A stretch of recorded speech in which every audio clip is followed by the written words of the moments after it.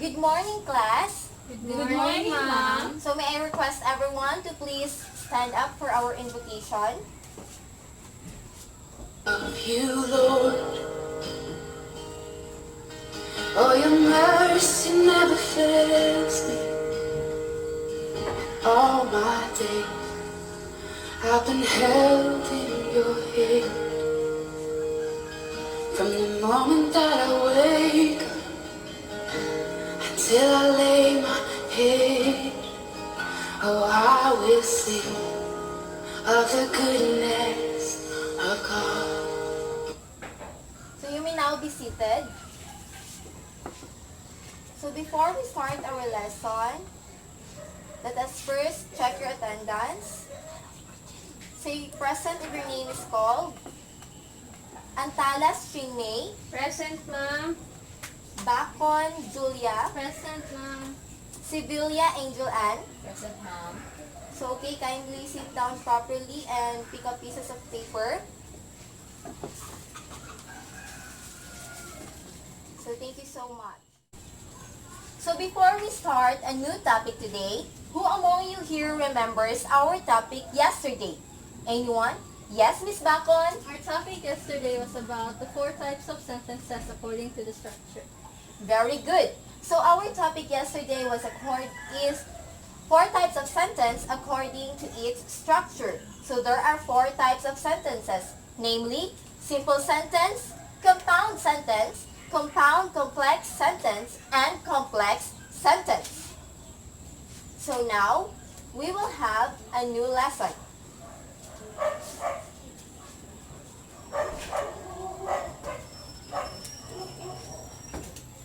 So what have you observed on these 4 types of sentence? Yes, Miss Antalas? I observed on the 4 types of sentence is declarative, exclamatory, and Okay, thank you so much, Miss Antalas. Yes, Miss Sibilia? So, as what I have observed, it has an exclamatory point. We have the question mark, and also we have period and Okay, thank you so much, Miss Sibilia. Yes, Miss Bacon, do you have anything to add? None? Okay. So, as what you guys have said, that these 4 types of sentences ends with different punctuation marks. So, the two of them ends with a period. One of them ends with an exclamation point, and one of them ends with a question mark. So, some declare something and some ask for something. So for our objectives, at the end of the discussion, students should be able to, yes, please read Miss Sibilia. define the 4 types of sentences according to its function. Please read Miss Bacon. differentiate the 4 types of sentences according to its function from each other. And lastly, Miss Antalas. Skillfully construct an essay using the 4 types of sentences according to its function. Okay, thank you so much. So our topic for today is the 4 types of sentences according to its function. So there are 4 types of sentences according to its function. First is the declarative sentence, which is a sentence that declares something. Second is the imperative sentence, or a sentence that gives a command or asks for a request. Third is the interrogative sentence.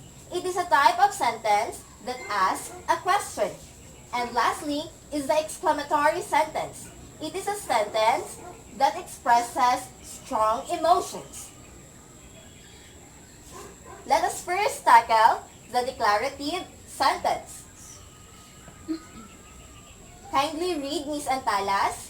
Declarative sentence. An assertive sentence, declarative sentence, simply expresses an opinion or feeling, or makes statement, or describes describes things. In other words, it declares something. This type of sentence ends with a period. So thank you so much, Miss Antalas. So assertive sentence is another term for declarative sentence. As the definition says, it declares something. It may be a fact. It may be about a person's experience. It may be about history or any factual information. So a declarative sentence always ends with a period. So these are the examples for declarative sentence. First is the Philippines is part of the ASEAN Association. So as you have known, this sentence states fact. So it is a declarative sentence. He bought the last copy of the book. So this one tells about the experience of a certain person. Third, South Korean dramas are popular these days. So this sentence also states facts. Fourth, she wore a dress on her recital. So like the second sentence, it is a sentence that tells about someone's experience. And lastly, Anna felt sad upon failing her examination. So it also tells about the emotion of Anna when she failed her exam. Next is the imperative sentence. Miss Sevilla, kindly read the definition. So we use an imperative sentence to make a request or to give a command. Imperative sentences usually end with a period. So example given, a full stop. But under certain circumstances, it can end with a note of exclamation or exclamatory point. So the second type of our sentence according to its function is the imperative sentence. So an imperative sentence is a type of sentence that asks for a request or gives a command. So it also ends with a period, but on some circumstances it ends with an exclamation point. So these are the examples given. First is please hand me the insect repellent. So this sentence asks for a request because of the word please. Next is give me your car keys. So this sentence clearly gives a command to someone to hand over the car keys. Third, finish this task within this day. So this sentence also gives a command. Fourth, please pass your requirements on time. So because of the word please, it is a request and still an imperative sentence. Lastly, please close the windows, and it is still asked for a request. Third is the interrogative sentence. So Miss Bacon, can you read the definition? An interrogative sentence asks a question. Interrogative sentences must end with a note of interrogation. It's a sentence that asks a question. So it must end with a question mark. So these are the examples given. Number 1, how are you feeling today? So it is asking about someone's emotion or someone's feeling. Second, when is your birthday? It asks someone's birthday. Third, what is the capital city of Myanmar? Fourth, do you enjoy making TikTok videos? And lastly, who is your favorite author? So all of these sentences ask a question and ends with a question mark. Okay, very good. Fourth and last, the exclamatory sentence. Miss Antalas, kindly read. Exclamatory sentence. An exclamatory sentence expresses overflow of emotions. These emotions can be of happiness, wonder, sorrow, anger, and etc. So, an exclamatory sentence is a type of sentence that expresses an overflow of emotion. So, these are the examples. What a great misfortune. Second, ouch, I burnt my hand. Third, yay, I passed this semester. Fourth, happy birthday. Fifth, I am terribly sorry. So all of these sentences expresses extreme emotion. So, do you have any question about our topic for today? No. So let us proceed with this activity. So our activity is entitled Write As. So I will give you a piece of paper and then you must construct a simple paragraph using the 4 types of sentences according to its function. So your paragraph must at least have 8 sentences on it. So I will give you 3 minutes. Is it okay? Yes, ma'am. So kindly pass, Miss Sevilla.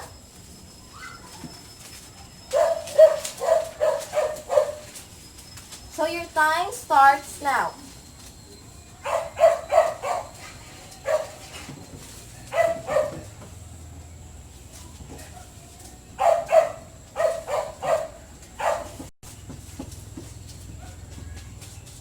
You are free to choose whatever topic you want as long as your paragraph must contain at least 8 sentences in it.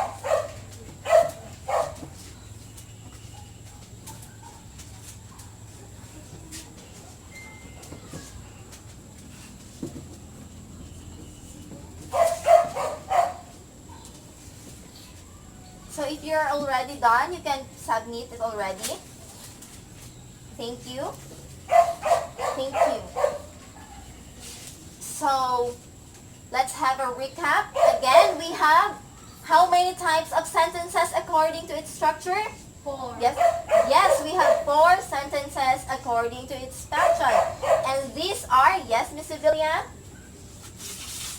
Declarative sentence, imperative sentence, exclamatory sentence, and interrogative sentence. Very good. Yes, there are 4 types of sentences, namely declarative sentence, interrogative sentence, imperative sentence, and exclamatory sentence. So, what type is the sentence that declares something? Yes, Miss Bacon? Declarative sentence. Yes, very good. A declarative sentence is a sentence that declares something. So, what is an interrogative sentence? Yes, Miss Antalas? What is an interrogative sentence? Interrogative sentence is asking question. Okay, very good. An interrogative sentence is a sentence that asks a question. How about the question that asks a request or gives a command? Yes, Miss Bacon? Imperative sentence. Yes, very good. Indeed, imperative sentence is a sentence that asks for a request or gives a command. And lastly, what is the sentence that expresses strong emotion? Yes, Miss Sevilla? Exclamatory sentence. Very good. Exclamatory sentence is a sentence that expresses a strong emotion. And now, do you have any other questions, clarifications? So let us proceed with our evaluation. So, since I want to test not only your comprehensive skill, but also your listening skill, I will give you a piece of paper and then you have to write your answer as I dictate the questions. Is it okay with you? Yes, ma'am. So kindly pass this, Miss Sevilla.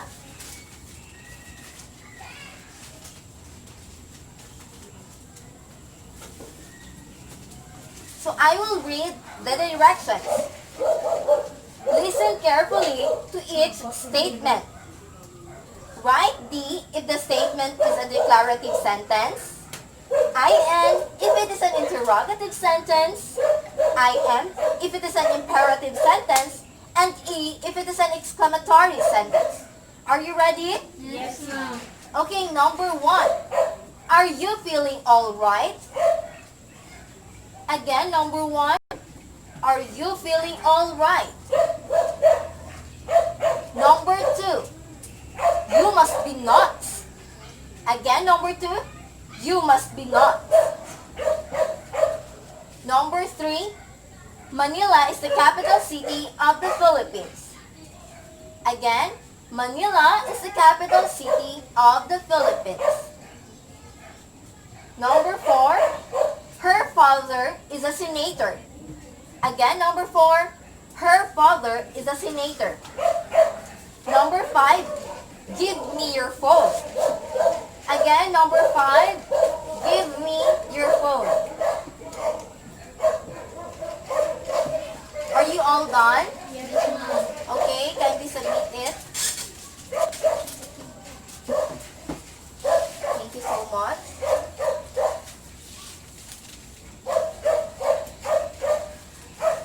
So,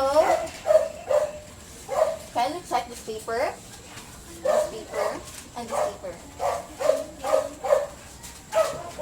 So, who wants to give the answer to question number 1? Are you feeling all right? Yes, Miss Bacon? I am. I am. Very good. For interrogative sentence. Question number 2. You must be nuts. Who wants to give the answer? Yes, Miss Bacon again? E. Yes, very good. It is an exclamatory sentence. Number 3. Manila is the capital city of the Philippines. Yes, Miss Sibilia? Declarative. Yes, very good. Indeed, it is a declarative sentence. Number 4. Her father is a senator. Yes, Miss Antalas?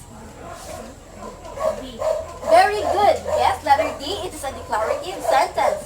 Lastly, number 5. Give me your phone. Yes, Miss Bacon? I am. I am. Very good. So, who got a perfect score? Yes, Miss Bacon? And the others? Miss Sevilla gets 4. And Miss Antalas got 4. So, do you have any questions? None, ma'am. If none, we will proceed.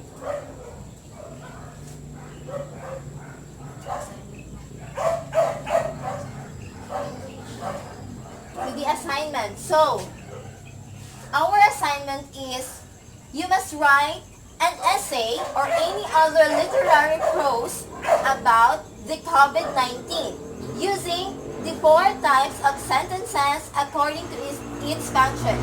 So your essay or any literary prose must have at least 300 words in it. I will collect it tomorrow. So write it in a long bond paper so you can have it handwritten or encoded in short size. So goodbye class. Goodbye, ma'am. Class dismissed.